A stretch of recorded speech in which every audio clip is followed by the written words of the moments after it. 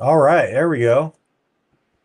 Goodness. I don't know if anybody else is having issues with Google Chrome, but man, every time I mess with the settings or anything, it just like it takes the whole screen black. How are you, man? I'm swell. Thanks for Swell. How are joining you? me. I'm Yeah, I good. appreciate it. Yeah, just not enjoying the cold so much. I'm headed to St. Thomas in what is it? 7, 8 days. So, yeah, I'm excited. You doing anything for Now, the when you holidays? when you say cold, you're currently in North Carolina, right? You realize you're talking about somebody that lives in Rochester, New York. What is the It is temperature like down there this time of year and, uh and through the winter? about 20. Yeah. My whole family's originally from Syracuse. I don't know if you know that or not. I did not know that. Yeah. Wow. Okay. So you're Yeah. familiar. Yeah. Well, not I was born in Florida, so A lot of great people come from Syracuse. yeah. The Bidens, the Coons. You're in good company. All right. Well, thanks everybody who is tuning in so far. I'm hanging out with Josh Briner. Josh, why don't you tell us a little bit about yourself?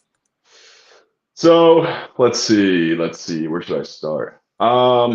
Real simple, man. My background is in education. I went to college for a real long time, and as I was going to college and doing my thing as a teacher, I wanted to have other sources of income. So I started flipping houses and listening to Bigger Pockets and trying to find my lane in real estate. And eventually, I decided on the lane of short-term rentals. I've invested in short-term rentals for about 8 years. I started a property management business, Vibe Short-Term Rental Management. And then I kind of saw what you were up to. And the next logical step for me was to start in real estate, buying and selling. And I wanted to specialize in short-term rentals. And you were one of the only people in the space that I saw that was doing that. I don't want to find somebody's forever home. I hope somebody finds it for them. I just don't want it to be me. Um, unless it's going to be where you're going to retire. It can be your forever home when you retire. But I am an investor's real estate agent, and my area of expertise is short term rentals in the Finger Lakes, New York. Awesome. How many properties do you guys manage at Vibe? Man, that's a tough question. We're always onboarding. We're probably somewhere around 85 doors, something like That's that. amazing. I have to say, God bless you. I know. God bless me is right. I'm gonna take that blessing. That I deserve it. It's a tough business, man. We got up to like managing 50 properties and it was the worst business. I have so much It's respect tough. for Airbnb property managers because you have to have such a tough mentality because there's nobody that's ever happy with you the reason why is because anybody that's happy in vacation rental management, you never hear from them, right? Like if an Yes, owner's yes, yes, yes. happy, you're not hearing from them. If the guests are happy, you're not hearing from them. If the cleaners are happy, you're not hearing from them. But you hear Mhm. from all those people in a heartbeat when they're not super duper happy. And all that like negative feedback loop for me was very, very difficult. So how do you manage that? Oh, dude, that honestly, that's a great question. You mentioned specifically the negative feedback loop. That type of stuff hits me hard. I'm a person that is like I feel a lot. So when that stuff comes at me, it's rough. And honestly, I fired myself from everything I could as soon as I could that didn't have to do with marketing and growing my company. That's it, man. I found people that could handle it. I found people that do it better than I do. Uh, I'm not too worried about making Vibe super profitable. Like, I don't got my hat out on the streets or anything, but we're not like churning a mega profit yet. More so just trying to fire myself and remove myself from all the stuff I hate and make sure it works good and represents my clients good. And it's working so far. So hopefully it keeps up. Yeah. What do you think about like the future of short-term rentals as a whole, but then also in your region in the Finger Lakes? Like, what's the future for 2026? Can you believe it's going to be 2026? Am I right? It's This is wild. No, we're in 25, 25. 2025. Yeah, you're a year ahead. An innovative man ahead of his time. Yeah, it's going to be Yeah. 25. Okay. But still, 25 is wild. That's crazy. So yeah, That to is answer your crazy. question, you know, I think as we know, Tyler, we talk about this stuff all the time. You follow guys like Bill Faith, you listen to podcasts like STR Secrets, they're all headed the same direction, man. It's these super properties, right? And I know I've been talking about the Pareto distribution for literally 6 years. Like, find videos of me discussing this concept 6 years ago. And it's really like the wheat is going to separate from the chaff. The market got saturated. And now all these terrible properties, or what I think a lot of them are terrible properties, some of them are in my portfolio. If you are not willing to make that investment in making your property special and unique in what Airbnb was originally intended to be, it's just not, it's not going to be a winner, right? So that's the number one direction I see it going. There's a lot of spots like, I think the more like transient short-term rental markets, like what I would call the urban short-term rentals, there's always going to be a space for them, but you're going to see those shrink quite a bit too. I think there's always going to be a space for like the hotel and motel industry. Obviously, they have a lot larger of a lobby and ability to pass regulations that are going to be harmful to short-term rentals. But I think for our style of investing and what we're up to, there's always going to be a space, and that space will continue to grow, even in my region in the Finger Lakes. So I'm confident in it, but you have to invest smart. You have to invest in the right areas, and you have to make sure your property's the best or among the best. Yeah. I think a term that I like to use is experiential, right? And I think that's where all of us are headed, is to these experiential short-term rentals or Airbnbs. And it's almost like, you used to only be able to get the sort of experiences that you can get today in some Airbnbs at high-end resorts, game rooms and movie theaters and all of this. And now you can actually get this in a private residence where you can sleep up to 20, 25 people even sometimes. And I think it's really interesting, like what's happening. And, people are talking a lot about the saturation rate of short-term rentals. And when we started designing these super properties at the beginning of last year, it really was what showed me this is actually our industry. From 2020 to 2023, interest rates were low. You could get housing for pretty decent prices, at least lower than it is today. And it was very easy to cash flow 1,000 or 2,000 bucks a month, which nobody had really done before in residential real estate, by throwing some Amazon and Wayfair furniture in. And now, I mean, the stuff that we're designing here in Asheville is like game rooms and movie theaters and outdoor movie theaters.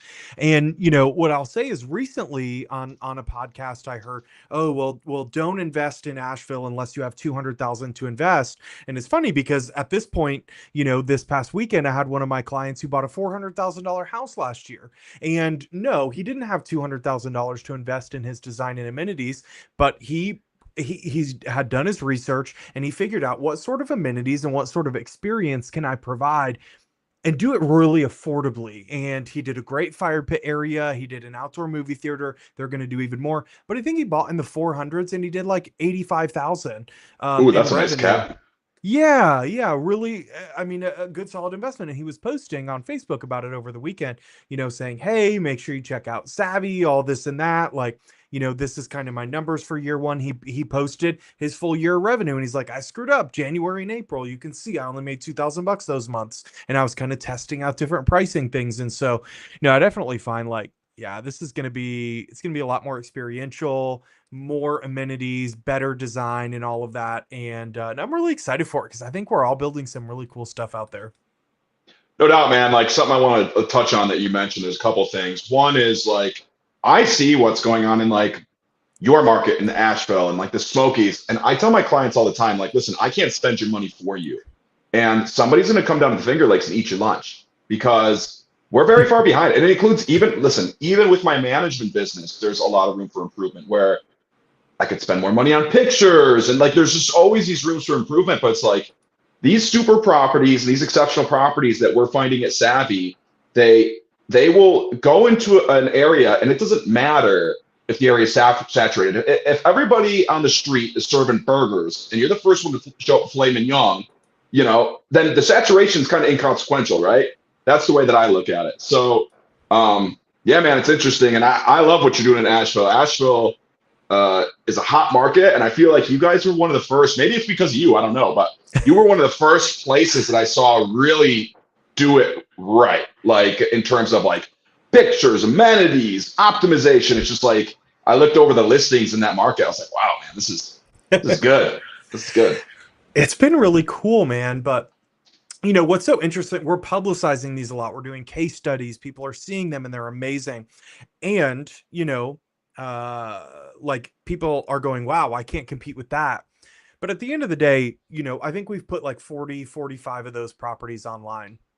And, in the last almost 2 years now, and we're not scratching the surface. I don't think of the tourism that's here. We get 13 million travelers a year. So yeah, I don't think that we're touching it. In fact, what we did see earlier this year on AirDNA was a 350% increase in demand for 6-bedroom homes. And I was looking at that going So, like, bro, this isn't like this isn't new people traveling to the area. What this is the untapped market. It's people that wanted to come to Asheville. They wanted to stay in big houses and we didn't have them. And so literally I've been focusing on these big 6+ bedroom houses since last January, and it reflected in the data, by 350%.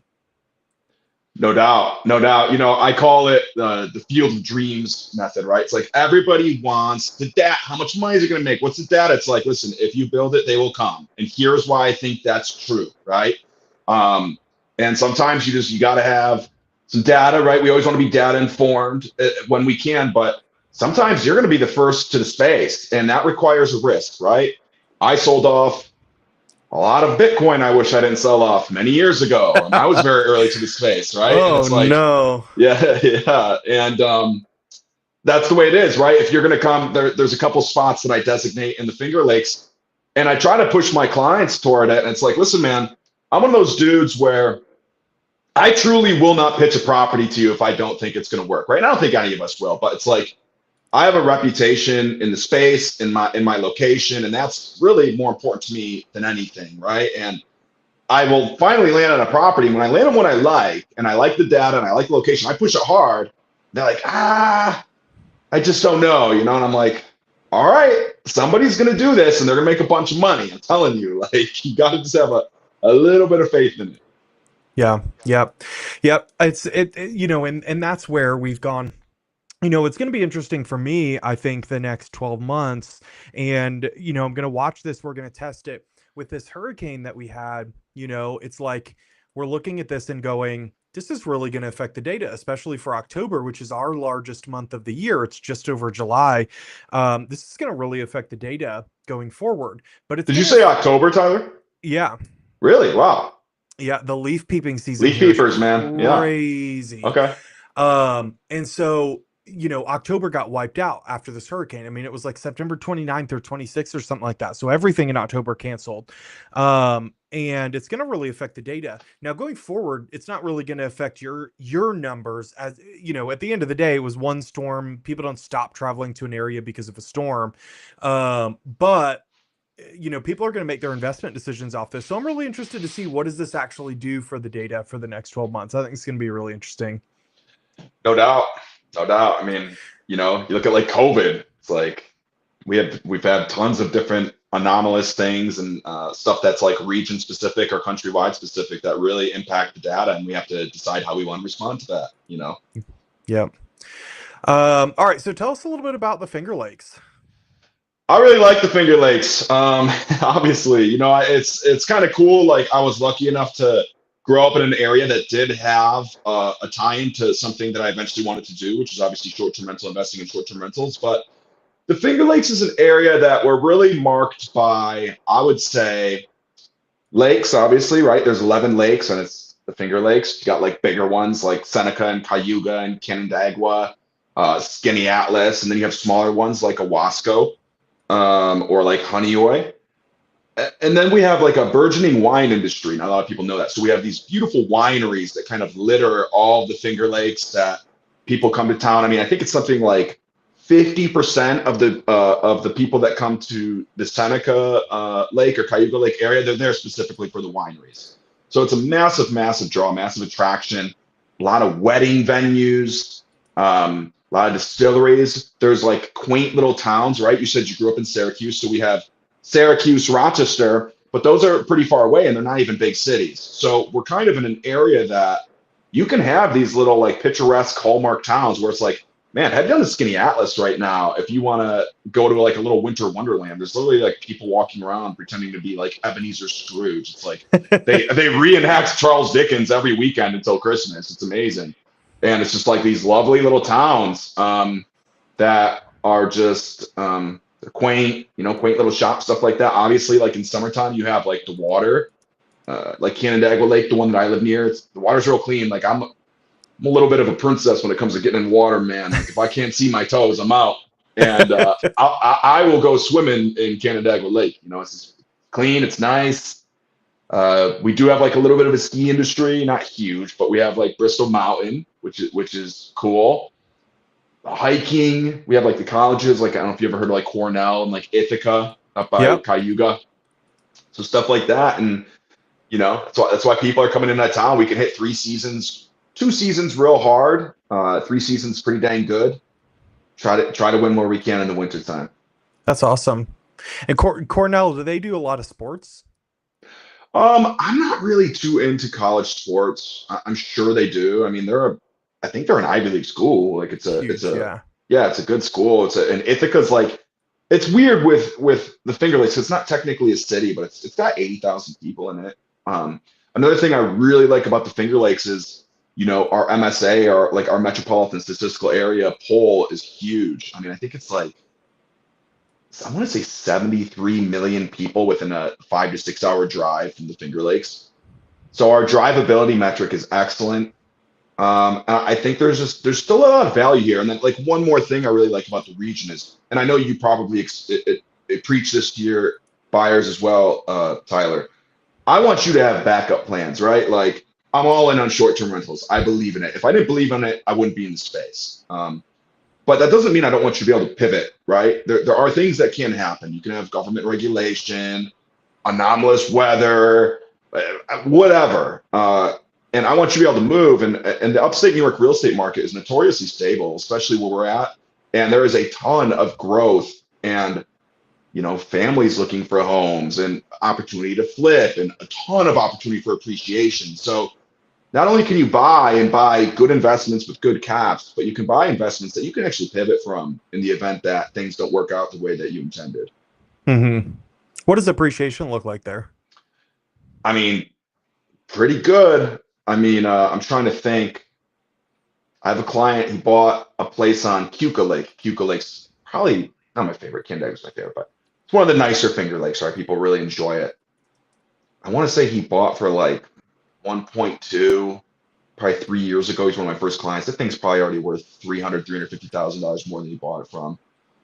Wow. For yeah, it's a pretty high appreciation rate. And I mean, it's not, listen, I mean, California or Joshua Tree or these like markets like that, right? But for my little humble market, it's not bad. It's pretty good. That's awesome. What about seasonality? Seasonality's rough, but so like obviously occupancy rates fluctuate so much because your occupancy rate's going to look way different in the same exact area if you have a 1-1 or a 2-1 relative to a 6-4 or a 7-5, right? So that obviously factors in, but we can breach 60-70% occupancy in some areas. Like that motel I have listed right now on the Seneca Wine Trail. It's funny because people keep looking at it and they're like, shrugging their shoulders. And like, I get it, man. Like at first glance, it's not much, but you are in a highly, highly transient area and your occupancy rates are super high because you're right on the Seneca Wine Trail. People are always in and out of town, the Seneca Wine Trail, and they need affordable places to stay. And there's the wedding venues and stuff. So like that property, for example, I mean, the occupancy rates at that property push high 50s, low 60s, and its cap is like 14% floor, and like has room for improvement. Wow. So it's good. I mean, the seasonality is rough, but when you have the winery sitting right there and you have these attractions, it's like, there's I think it's this upcoming weekend. There's like the Jingle All the Way wine event, right? So all my places are going to be booked. So it's those small wins during the rough seasons that we really want to get. And then obviously summertime, Memorial Day, Labor Day is where we make our money, especially at our big lake houses. Yeah. 80%, 90% of your revenue can be made during that time. Do you have to be on the lake?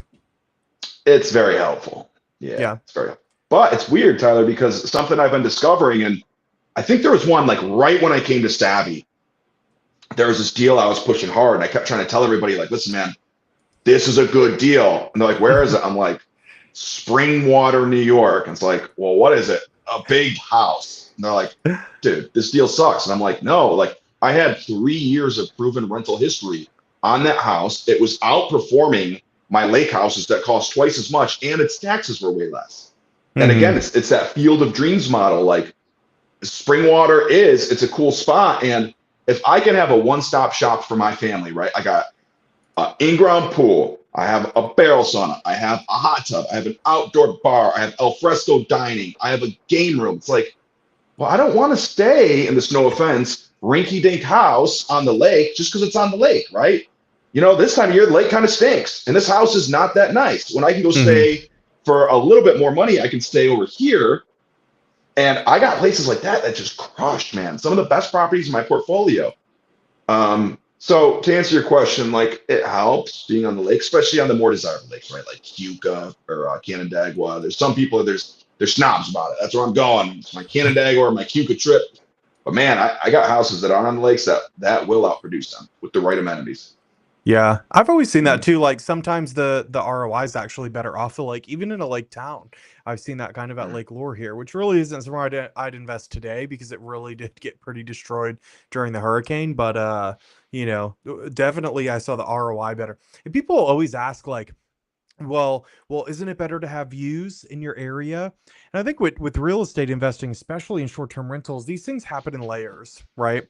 Like, yes, it would be better if you had views. It would be better if you were right inside downtown Asheville, and it would be better if you had 43 bedrooms, and it would be better if you could offer all that for $1,000 a night. And the best thing would be is if you could buy that for 500 grand. But those things don't exist, Yeah, So yeah, yeah, yeah. you got to layer in what you possibly can. Is the one thing I always tell everybody with Asheville is like, yes, we're in the mountains, but with our steep slope regulations and our ridgeline protection acts, makes it very difficult to build something that has views that's close to downtown Asheville. So the Mhm. more important thing is that you're close to downtown and you have the size. It's less important to have views. And I tell people that all the time.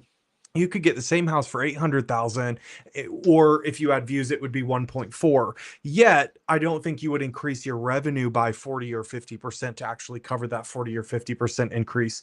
And so I don't find it necessary to have views when you come near Asheville, and we've proven that dozens and dozens and dozens of times. So what does that kind of look like from a Finger Lakes perspective? Like, do you have to be on the lake, or is it too expensive and it's appreciated too much and the better return on investment's off?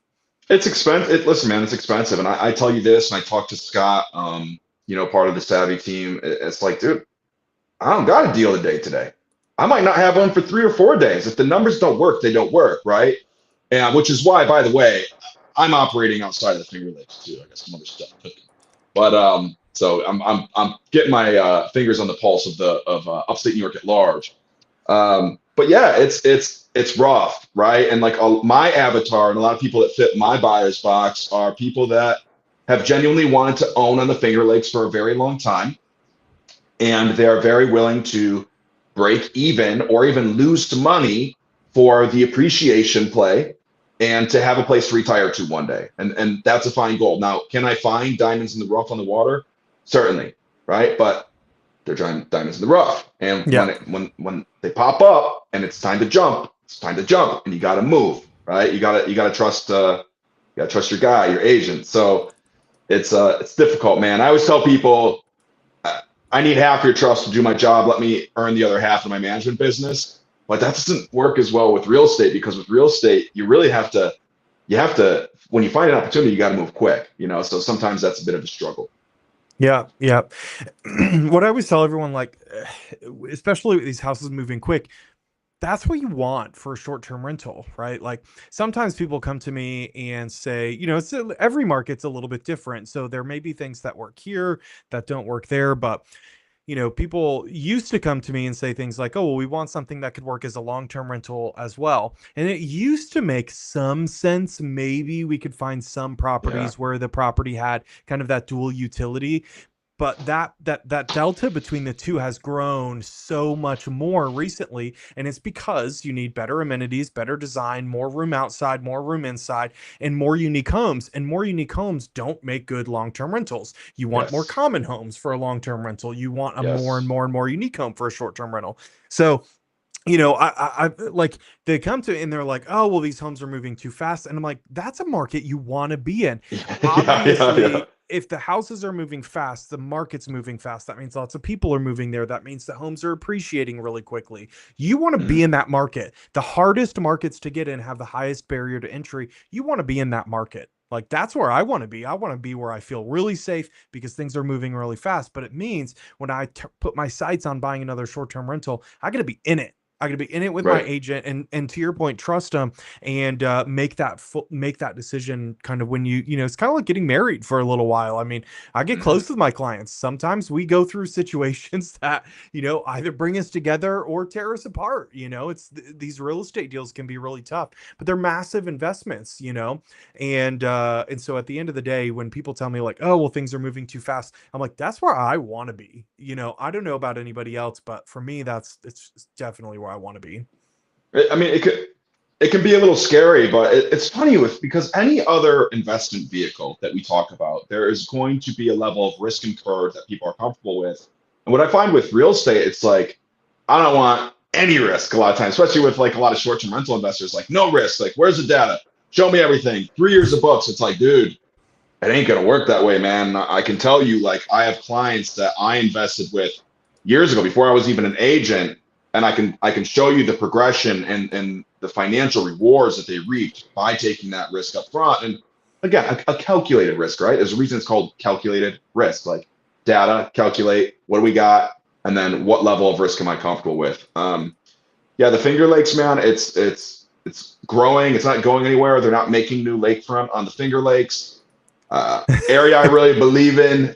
And I advocate. It's funny you mentioned the long-term rental thing because, man, if your backup plan is a long-term rental, I'm not your guy. I'm not your guy. Like, I don't believe in that model. I don't want your backup plan to be a long-term rental. I want you to have a backup plan, but not that because I'm Yeah. not going to believe in the house. There's one market in upstate New York, well, the Finger Lakes, Geneva, New York, that I am willing to say, like, okay, we can back into a long-term rental if need be, right? But that's really the only one I make an exception for. I want you to have a play on STR, flip, appreciation, and obviously like tax benefits and stuff. It's not really a backup play, but sometimes it makes it more worth it to people. That's really it. Besides that, I mean, midterm rental, depending, but that's your backup plays, man, as far as I'm Yeah. concerned. So what's the best type of property to buy there? Um, from it's so tough because right there's so many different plays. From an investment perspective, I really like the off the water super properties right now. I like them big, off the water, near some of the local towns. Right, like I want to be somewhere near the Seneca Wine Trail if possible. I want to be somewhere near like the lakes. There's even like a little side section where you have like these like Canadice and Hemlock. I have houses out there and they crush, and like you have Canisius. Um, I love those, man. It's similar to what you were doing in Asheville. Like I know part of your play. I don't know if we're sharing any secrets here, but you had Share them all. the basement strategy. My best investors, one of my best investors, it's exactly what he did. He went into houses that were 3.2s with full walkout basements. He flipped the basements. He turned a 3.2 into a 6.4. He increased the value of his house, but more importantly, he increased his ADR and his annual revenue exponentially. I mean, your ROI came in 2 years, and that's just from the rental income you get. Right? We're not Hmm. even talking about the amount of extra value you add to the house. So like that's my other favorite investment. So if I'm on the water, I want to have that basement build out opportunity, preferably. If I'm not on the water, I really like those the cabin vibes, the experience, what makes this a short-term rental, right? Something isn't a short-term rental because it has furniture in the house. Why is it a short-term rental? Would Brian Chesky look at it and be proud to have it on Airbnb or no, right? Like that's the way you got to look at it. And I Yeah, even look at that with my management business now. Like, would I be proud to see this in my Vibe portfolio? yeah. It's the question we got to ask. It totally makes sense. Yeah, 100%. I love would Brian Chesky be proud to have this on Airbnb? Like that's really cool. I think a lot of people think like, I get people sometimes and they're like, "Oh, well, yeah, my wife really likes that design thing." Listen, there's a lot of things I like in life that I'm not good at. So That's a good point. yeah, if you come to us and you're like, yeah, my wife really likes the design thing, like that to me, the answer is you should definitely let somebody else design it then. Like if that's going Yeah. to be your thing there. What does that look like? And I know you mentioned, that whole region, like there just isn't a lot of super properties or that kind of Mhm. upgraded or elevated Airbnb properties. So what does it take there in terms of design and amenities to jump to the top? Well, first, you said it right, man. Like, there's a reason I don't design my own properties. Like, for one, I don't like it. For two, I'm not good at it. So it's like, and it's funny because I've never looked at it the other way. Like, some people do like it and they're not good at it. It's like, for me, man, hire a pro. I have a client. She bought these townhouses on Cayuga, real good location, and she spent the money. And we still have to work on the amenities a little bit, but the space itself is exceptional. It looks great, designed well. It's like, yeah, that's killer. Anytime we can do that, that's really good. But I am genuinely concerned for a lot of my clients, and I keep mentioning it at stuff like this because I don't know what your experience like with management was like, but for me, it's like, man, I got to start saying stuff for posterity's sake because I'm sick of being right. Right? I hate to say I told you so, but I've been talking about this for 4 years. Here's all my videos. Here's the email, and dude, people are going to come to the Finger Lakes, and they're gonna crush. Yeah. I'm a firm believer in that, and I hope a lot of them are my clients, and they're willing to kind of invest that extra money. But when these super properties do come, and you have just top-notch amenities, and you have professional design, you have a $3,000 set of photographs, it's like it's going to be tough competing. And then you have a competent person also managing that space. Be tough. Oh, I thought you cut off. No, I was just sitting really still. I was trying to trick you.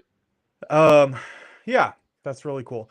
So, I mean, what's your best advice? If somebody wants to invest in that upstate New York market, what's the best advice to look up there? I mean, other than you got to work with Josh Briner.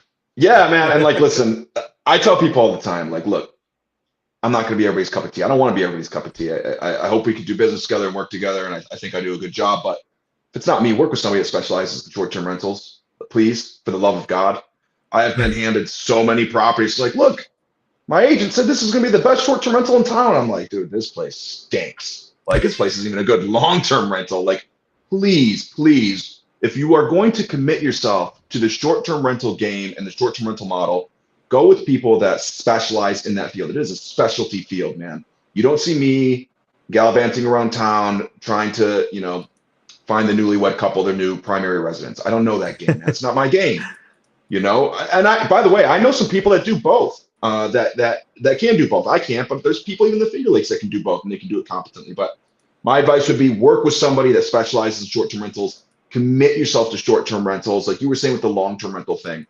I talk to people not. They're like, well, I want to be able to pivot to this or pivot to that. It's like, dude, before you think about pivoting, think about your investment in what you bought and the reason you bought it for, which is to be a short-term rental. Yeah. You have to be willing to believe. You have to be willing to incur the risk.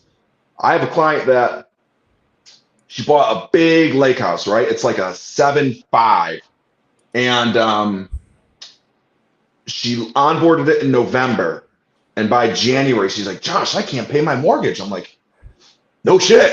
It's November, December, January. It's a brand new short-term rental. It's a monster of a house, and it's not the time of the year you're going to make any money. So be ready to bleed and be cognizant of that and understand that the short-term rental business is an annual business. That's how you run your numbers. My most difficult clients are people that come from the flipping world and the long-term rental world. And I get this every year, man. It's like clockwork. The same emails right now, they start after November's monthly stipend. Josh, numbers are down. Like, yep. Talked about this the last 2 years in a row. Numbers will be down. You know what I mean? So Yep. it's funny, man. I gotta poke a little fun, right? But yeah, man. Number one advice: like, be ready, willing, and able to fully commit yourself to the STR industry, the process of getting a short-term rental. Yeah, yeah, 100%. I mean, it sounds like the seasonalities at least resembles a little bit like the beach. So to me, this is the time to start looking for properties, right? Because you never want to look right before the high season. That's when everybody's going to look for properties, or in the middle of the high season, right? You want to look right now. January, February, this is prime buying season because then you can launch it, go into spring, go into summer, make all your money, and then you've got that kind of nest egg, or that safety net that you've already built up through the high season to get yourself through the next low season, rather than buying into a low season and then trying to go into high season with a negative balance, right? So now is the No time of year to doubt. really start looking. It's funny, right? Because again, I kind of mentioned earlier, I'm getting my fingers on the pulse of different markets in upstate New York. So I'm really getting heavier in the Hudson Valley and investing in like the Catskills, that region right there, and where we've already got a couple buyers from the Savvy Network in that region locked in. So that's worked out really well. I got a really good partner on the ground there that helps me out. I personally go down there a lot and just kind of check things out, make sure that everything's going smooth. And right now it's the opposite, right? Because we're in ski town. So now everybody's kind of like, well, screw you. I'm not that pressured to sell my house. It's already operating as a short-term rental, and I'm going to make a bunch of money the next 3 months. Whereas, like you said, in the Finger Lakes region, it's the exact opposite. Now is a good time to buy. It is a good time to start looking. Um, and everybody's trying to buy right now, right? It's tax season. So we'll see what happens when January and February hits. That's when the deals are really going to start popping up. I'm excited for it. Yeah, yeah, I think so. Especially as people kind of suffer through that low season, this could really be the time to be paying attention. No doubt. Cool. Awesome. Anything else? What else do people need to know? I would say again, like something that I'm really trying to hammer home is I have areas that, in conjunction with Savvy and in conjunction with the people we partner with, like AirDNA and Savvy STR Insights, that I have regions in upstate New York that are of interest to me that I'm targeting for my clients. So even if you're not in the Finger Lakes region, and if you're looking in the Hudson Valley region, or even like, man, Buffalo, New York is like a good market. Like Orchard Park, New York is a good market. You're not technically supposed to do them there, but nobody does anything about it. I think there's a lot of opportunity in upstate New York. It's a For me, well, you're from North Carolina, or well, you're from Syracuse, so like you might. I say upstate, like I have my Facebook group, upstate New York Airbnb investors, and once a month somebody will be like, "Well, this spot's not actually upstate New York." I'm like, dude, everything above New York City, upstate New York, man. That's what I'm talking about. I'm not talking about like, well, actually, like, no, no, no, everything. Like, that's where I'm looking, man. That's the areas that interest me the most. And I think the sky's the limit, right? It's a little bit tougher with stuff like regulation and taxation, but I mean, even for long-term rental investing, and for like family homes, Rochester, Syracuse, Buffalo, they're constantly popping up on the radar for like best places to raise a kid, most affordable housing, and these things do translate and lend themselves to the short-term rental market as well. Yeah, absolutely. And New York City post COVID is growing again like crazy. The numbers are through the roof, the home values, the condos, all that in New York City. It's crazy if you've been following that market. And that's obviously your largest feeder market, right? Like that's No where doubt. almost everybody's coming from. And so just follow those trends if anything else. Invest on the fringes of the MSAs, man. What better MSA than New York City? I mean, it's huge, it's metropolitan. It's funny because like with the Finger Lakes, we pull from New York City, but not as much as you'd expect. We get a lot of people from like New Jersey and Pennsylvania, but the Hudson Valley region, they're much more New York City folks. Both of my buyers there so far have been New York City guys. Yeah, cool. All right, man. Well, thank you for joining us. Y'all, if anybody is tuning into this later or watching right now and you have any comments for Josh, throw them in the comments. Josh, how can people find you? I would love it if people join my Facebook group, Upstate New York Airbnb Investors. We're a community of, I think, like 12.5 thousand people right now, based in Upstate New York, investing in short-term rentals. I have another group called Upstate New York Real Estate Investors. That's a community of 6-ish thousand people that is just kind of real estate investing abroad, other wealth vehicles, right? Long-term rental, flips, all that type of good stuff. So that's where I like people to follow me, man. I'm not real big on Instagram. I'm not a real hip guy. Just get in my Facebook groups and we'll be aces. Awesome. Cool, guys. Well, thank you so much for hanging out with us, and we'll see you soon.